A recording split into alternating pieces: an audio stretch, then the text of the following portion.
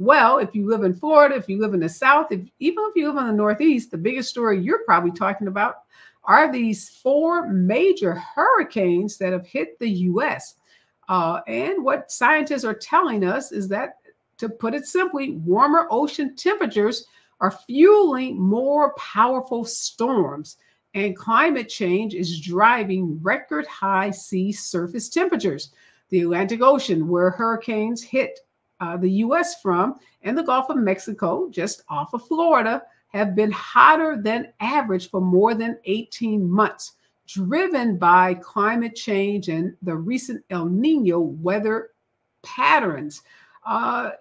When these hurricanes hit, we know that certain communities are hit harder. We know that power outages, access to water, access to food, access to FEMA care, and access to other much needed aid can often be slower depending on the demographics of a particular region, depending on who lives in a particular community. And we know historically African American, Latino, and other poor communities have been hit the hardest when natural disasters like hurricanes do strike.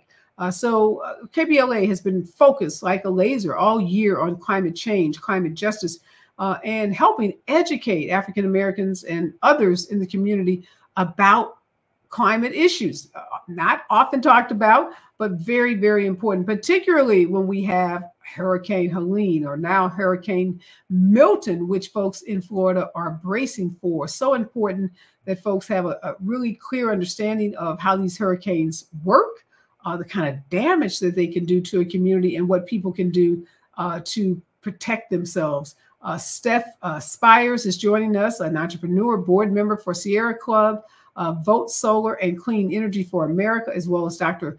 Liesel Ritchie, sociologist from the Virginia Tech University, are here to help us understand what's happening with climate change. And despite statements by Congresswoman Marjorie Taylor Greene that Democrats are responsible for climate change, we're going to give you some valuable and accurate information about what's happening around these storms and the climate, and what you need to know about climate justice issues. Dr. Ritchie, you have studied a range of disaster events, including Exxon Valdez, the BP Deepwater Horizon.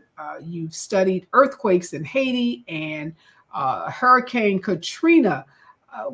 What goes through your mind when you hear folks like Republican Congresswoman Marjorie Taylor Greene blame the flooding, the historic flooding, she says, in Georgia and North Carolina on climate change, and says that the Democrats want to allow additional immigrants to enter the United States, and that somehow is that the Democrats are responsible for climate change issues and are using it as a way to allow immigrants into the United States. It's convoluted. I know, probably I can't really make sense of it, but essentially she's blaming climate change on Democrats. What goes through your mind when you hear statements like that?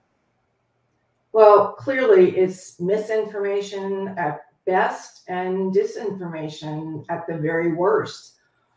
We know, after decades and decades and decades of research now, that disasters are both natural and human-caused events.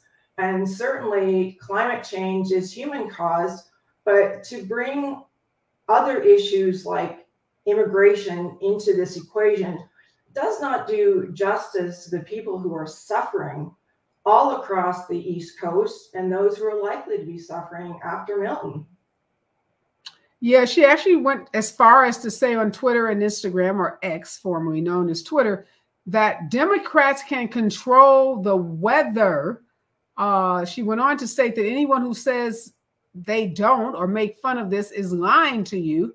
She cited a speech by former CIA Director John Brennan on geoengineering to prove that the Democratic Party is capable of controlling the weather through what she calls stratospheric aerosol injection. I don't know, Steph, about you. You sit on the board of a lot of climate organizations. Are you aware of any ability that Democrats have to control the weather? It's not that surprising that Marjorie Taylor Greene is using something that should be nonpartisan, like climate change and making sure that our planet is livable for our kids and our grandkids, as a divisive wedge, and we shouldn't be talking about climate change as a partisan issue because it affects everyone. And everyone also has a role to play in the solutions. No, Democrats cannot control the weather. In fact, Democrats under the Biden and Harris administration have done more to solve climate change than Trump ever did. Trump's administration rolled back 125 environmental regulations around climate change mitigation, around poisoning our air and water. And in contrast to that, the Biden and Harris administration implemented the Inflation Reduction Act, the biggest climate bill to pass in the history of America. They also passed the Infrastructure and Jobs Act. And these bills are actually creating hundreds of thousands of jobs in every state across the country. Yes, even red ones. Yeah, so let's talk more seriously, Dr. Ritchie, about what is causing these hurricanes. 4 so far, major hurricanes. Milton, Florida's bracing now for Hurricane Milton, and some of the devastation that we're seeing, particularly in communities of color. Well, I'm not an expert on the weather, but what I do know is that disasters have social impacts that can cause disruption in these communities that can last for weeks and months and years and even decades.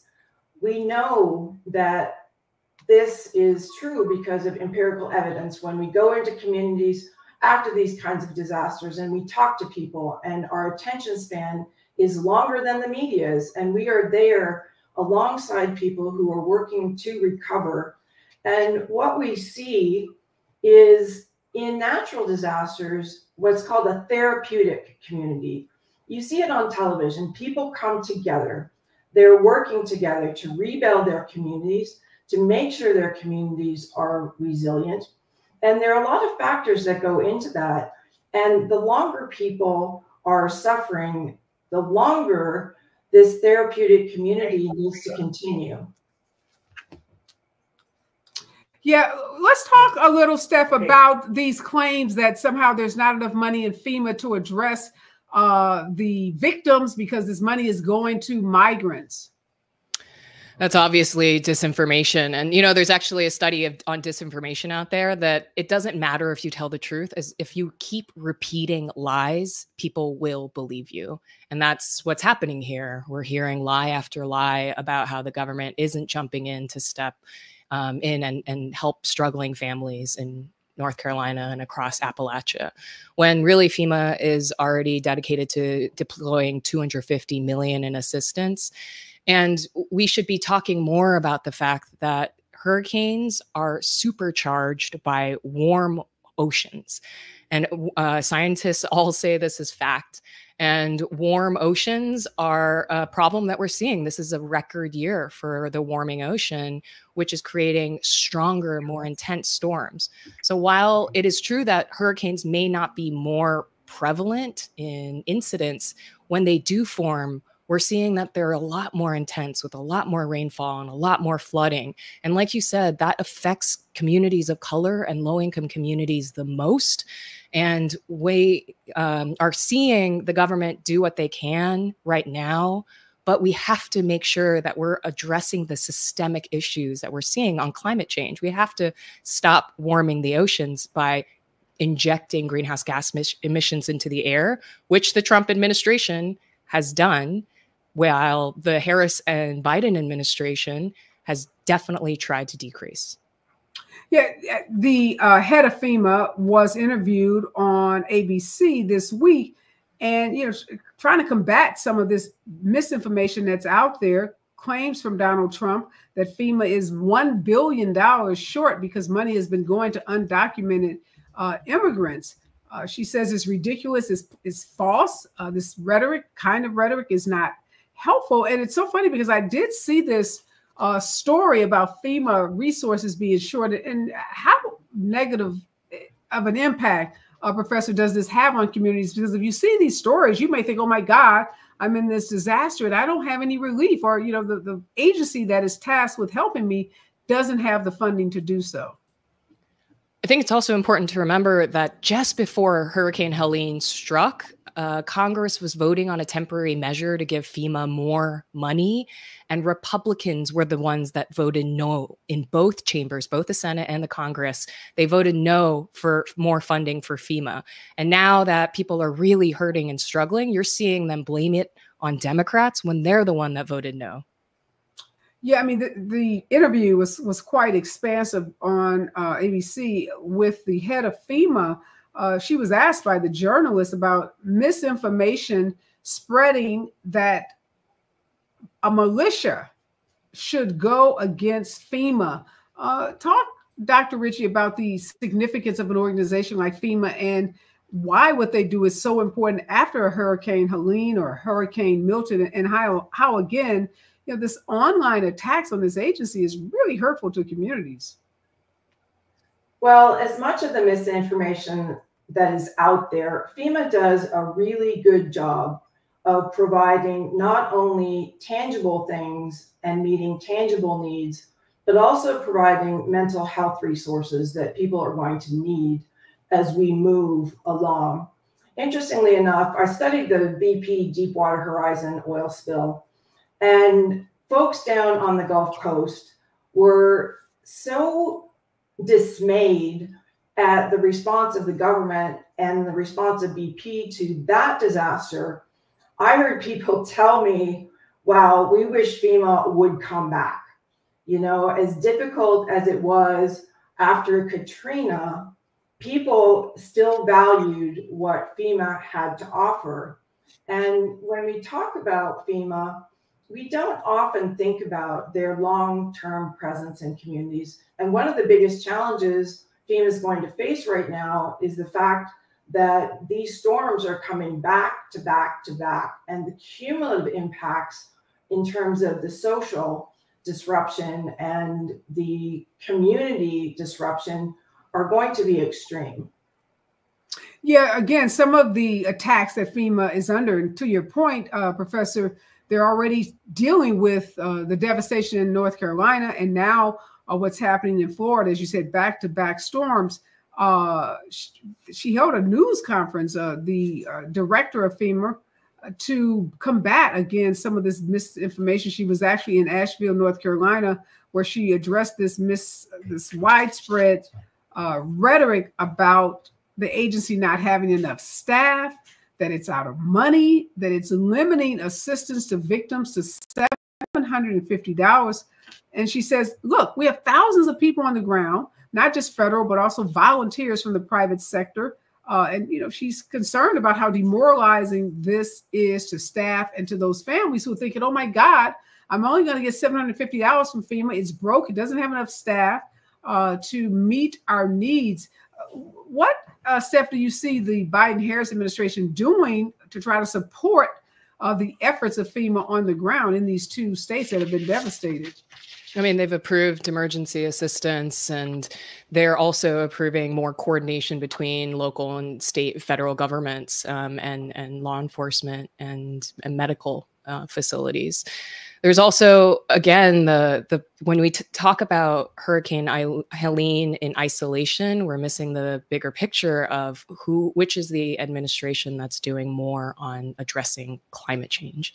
This is unfortunately with what we're seeing with Milton, and unfortunately what we're going to see with more common intense storms, that this is not going to be an isolated incident. Our planet is becoming more inhospitable to human life, and we should be all working urgently on that issue. Harris and Biden have already passed laws that are not only building clean energy projects across the country, but they're creating jobs in every state in the country. And 40% of the Inflation Reduction Act is directed to communities to benefit directly from the money and not just the capital providers of infrastructure projects. So they are doing things on multiple levels. And when you look at the Harris's plan for the future too, it's also touching all the social justice issues that affect whether people are able to be resilient against a natural disaster like this. Do you have good housing, right? we're in a housing crisis in this country, and the Harris administration wants to help people get $25,000 to put a down payment on a quality home. They want to build more, millions more homes across the country and make housing more affordable. So when we talk about people's ability to withstand a natural disaster and the costs of that, which, by the way, in 2023, we paid $92 billion to recover from natural disasters all across America. The costs are too high, and the costs of addressing climate change are lower. And there's only one candidate in this presidential race that's talking seriously about addressing climate change.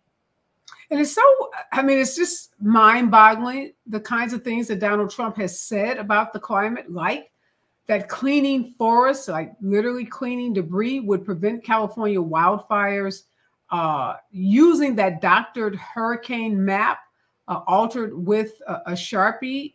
When we saw that horrific hurricane when he was in office, saying that the calculated death toll of Hurricane Maria had been inflated.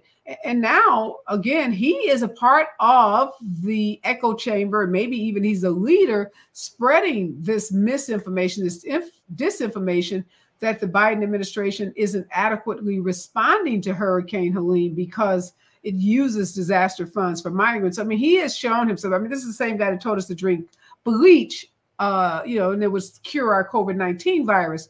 So he's shown such an ignorance. I mean, that's the only word you can really think of about the climate and how the climate operates and how climate change works. And you have Republicans like Marjorie Taylor Greene and others that deny the existence of climate change. And then when you get disasters, when you get, these back-to-back hurricanes, they then go into overdrive with their disinformation campaigns.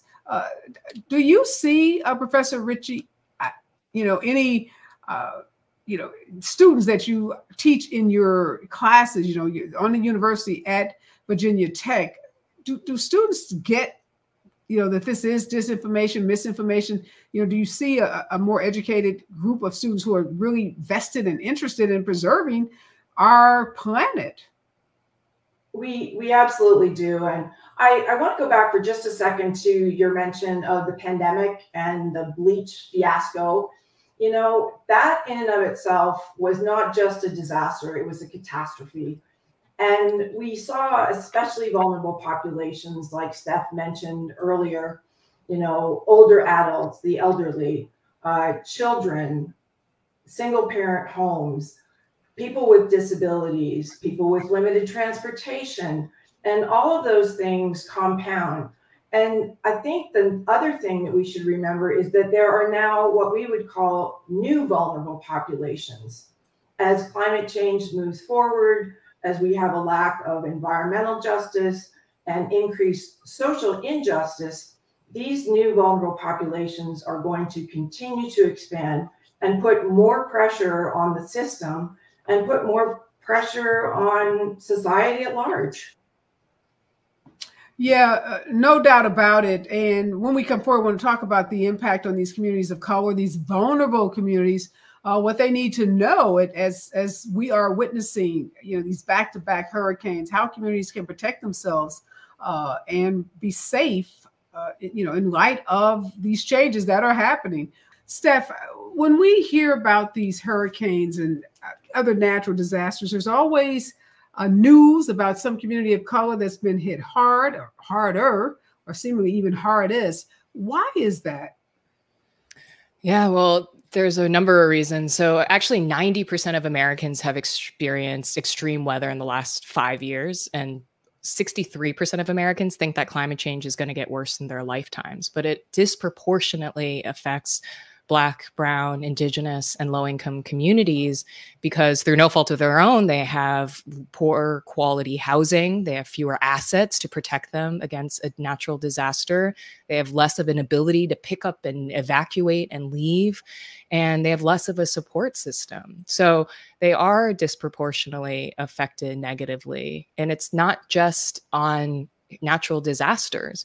It's often hard for people to remember that over 200 academic studies have quantifiably proven that fossil fuel pollution is associated with higher rates of a whole bunch of bad things for Black, Brown, Indigenous, and poor communities.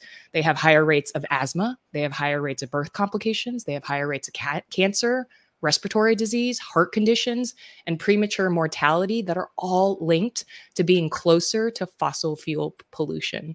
There's a deep injustice, and people forget that the reason why hurricanes are getting more and more intense is because we're actually burning fossil fuels. So we have to do more to connect the fact that we're burning fossil fuels unjustly, hurting Black and Brown, Indigenous, and low-income communities.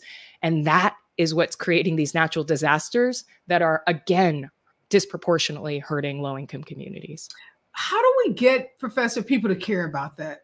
I mean, what Steph has said, I've heard people say, you know, people that work in the environmental justice community, environmental justice advocates, some of the biggest advocates, you know, they talk about this disproportionate impact on communities of color. So it's not as if we haven't heard this. It's not as if it's not being talked about, but it just seems like people don't care. Right. Well, you know, Steph just mentioned the fossil fuel industry, and a lot of times people ask me, how on earth did you get involved with studying disasters? Well, as you mentioned earlier, I have studied the Exxon Valdez oil spill. And so we can go back to 1989 and know that even then, indigenous populations were more adversely affected than others, with communities soiled because of the crude oil. And, you know, those kinds of things tend to linger in communities. We talk often in my world about the distinctions between natural and human-caused events. Of course, those lines are increasingly becoming blurred, but what we know is that conflict can emerge in communities after these kinds of events, so that we need to make sure that people understand that stress and mental health issues can really contribute adversely to community resilience. And particularly over here, after the pandemic, I don't know what it was like in California, but mental health provision was not easy to come by. Mental health providers were sought after very heavily, but not available due to the pandemic putting so much pressure on that system. And providers themselves are being displaced in these events. So following Helene, you know, it's not just the people in the community who live their day-to-day lives, it's the service providers as well. And when everyone in a community is affected by these disasters, then it's difficult to give them the support they need. So, Steph, what do you see that if you see something that may be changing the minds? Because so much of this, obviously, there's an economic component. We know that Donald Trump, we know that a lot of Republicans are resistant to even things like electric vehicles, wanting to continue to, you know, use vehicles that are fueled by gas. Donald Trump, you know, is famous for saying, you know, we're going to drill, baby, drill. So there is an economic component to this, a short-sightedness, because you've talked about the number of jobs that can be created, clean energy jobs. But is that a message that's resonating? You know, are the American business community, is the American business community and others, you know, are they believing that we can do something good for the climate and for the planet while continuing to create jobs and opportunities, you know, for entrepreneurs, for business people? The fact of the matter is climate and energy solutions are going to be the greatest driver of the economic transition in the next century that our country will see. And you're right. A lot of people say that they don't care. A lot of people say they don't want to, you know, can't focus on climate change. And I think it's because people don't realize yet that it could be the source of so much prosperity for people.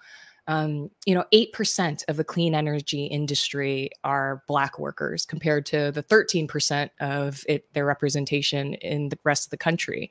You know, we can do a lot to increase Black representation in the clean energy industry. Since the inflation, let me ask you, Steph, just the issue of cars. I'm thinking about California, you know, passing legislation that basically mandates by, you know, 2030 or so, you know, that all cars have to have the ability, you know, to you know, phasing out gas for cars. That seemingly the auto industry, some are embracing it, but some believe that, you know, it's going to take my jobs away. It's going to wipe out the auto industry. So is it the messaging? Have we not done a good enough job messaging in the way that you just said, like it's going to lead to this great prosperity? I never hear people talk about it other than a really small sector of the population in those terms. Yeah, and you can also look at what's been done and what's that going to create, right? The Inflation Reduction Act, experts say, will create 9 million jobs in the next 10 years. I don't know that everyone in America knows that fact. I don't know that they know that 300,000 jobs have already been created from the Inflation Reduction Act, which includes local manufacturing for EVs. It includes local manufacturing for batteries that were needed in EVs. And, you know, there's also a lot of misinformation and disinformation about EVs. One out of every... An EV being an electric vehicle. Electric vehicle, you're right. One out of every 5 cars last year that was sold was electric. So that it's increasing every year. But are we catching up, Steph? Because that's another complaint I hear, is that America is not like batteries, right? Electric cars don't use gas. They need battery. They need charging stations. And I hear a lot of people complaining that if they get on a cross-country trip with an electric vehicle, they don't feel comfortable that they can do that because they don't believe there's enough infrastructure, you know, with the batteries at, you know, right now, if you get on the road, you got to run into a gas station every, you know, so many miles. But that's not necessarily the case for these charging stations. You're right. And it's changing so fast, though, because the Inflation Reduction Act was passed by the Biden-Harris administration in August of 2022.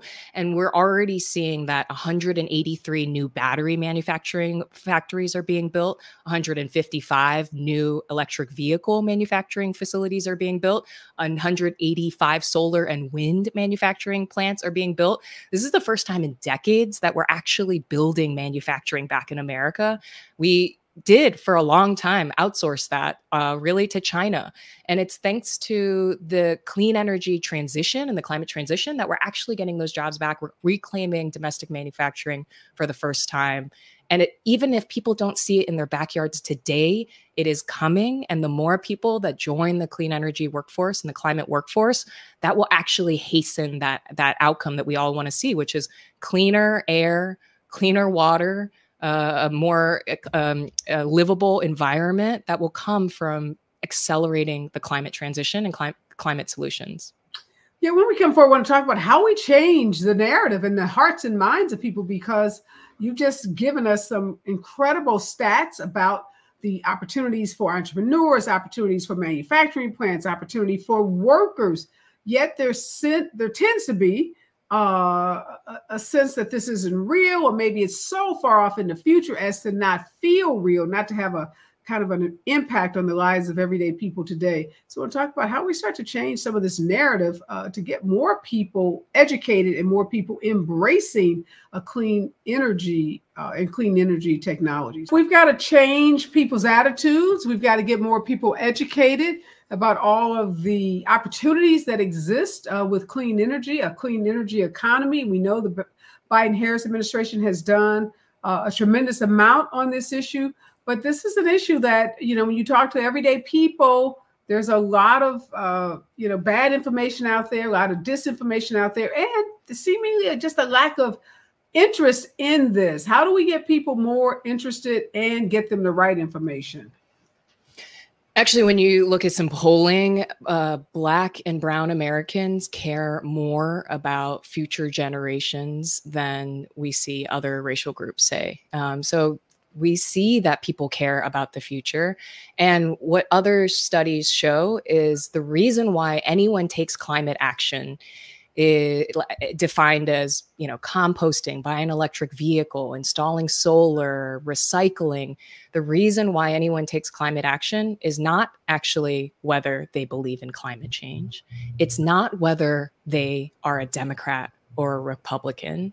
The number one most predictive factor of whether someone is taking climate action is if their friend or their neighbor is doing it. This action is contagious in personal networks. And I spent the last 10 years running a solar company that was installing solar all across the country, and 50% of our customers were low income. And there is a higher rate of distrust among low income communities, very justly, because they often get more exploited. And so when we're talking about how do we get people to care, yeah, it's about changing the messaging, but it's also about people getting everyone around them to take action and showing the good example of taking action and knowing that it will be contagious. It's how people sign up for solar. It's how people start any climate action. And the more people that do it, the more that we design a better future for ourselves. So even just signing up, like, again, just some practical advice for someone who's sitting at home, listening, watching this show that says, you know, I'd like to learn more about this. You know, it sounds great. Maybe it could save me some money on my, you know, heating bill. Maybe I live in, you know, the Northeast where it gets cold. It's going to get cold pretty soon, or the Midwest. What's the first step? Like, how do you just become educated about, you know, what options you have even in your own home? Yeah. So, you know, 4 out of 5 Americans cannot put solar on their own rooftop for a variety of reasons. Like they're a renter and they don't own their control of their roof, or they're a condo owner, or their roof is facing the wrong way, or it's made out of the wrong materials. So to see if that if you are a homeowner and you're one of the unicorns, 1 out of 5 that can put solar on your roof, there's a website called energysage.com, and I'm not associated with them or anything, but you can put in your address and hear from solar providers in your area, and you can look up reviews, and there's a concierge that helps you to see if you can do that. There's another solar out there for renters or people who can't put solar on their rooftop, and it's called community solar. That's the type of a company I worked in the last decade.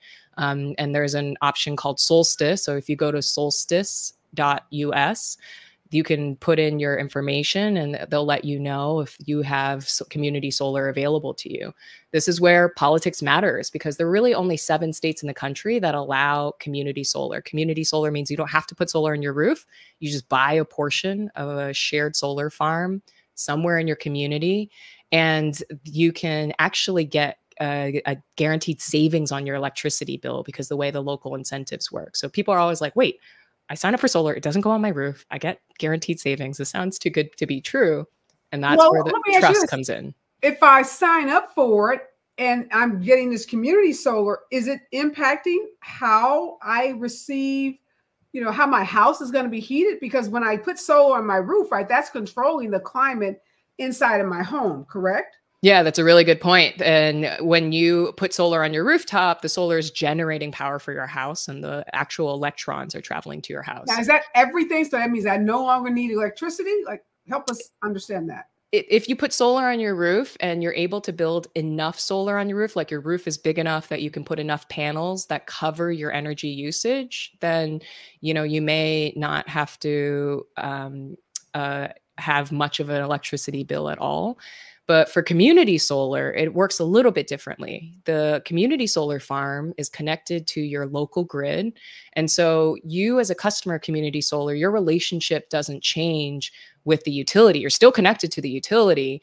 You're just telling the utility, rather than get power from you know, the other sources of fossil fuels, I want the utility to start getting more power from this local renewable energy facility. And by signing up for these solar farms, that people actually help them get built, because they can't get built unless people sign up for them. It's not one of those, if you build it, they will come situation. Just quickly, what are the 7 states that allow these community solar farms? It's growing by the year, but they're Massachusetts, New York, Maine, New Jersey, Maryland, New Mexico, Minnesota, and actually Illinois, because there's a new state in there.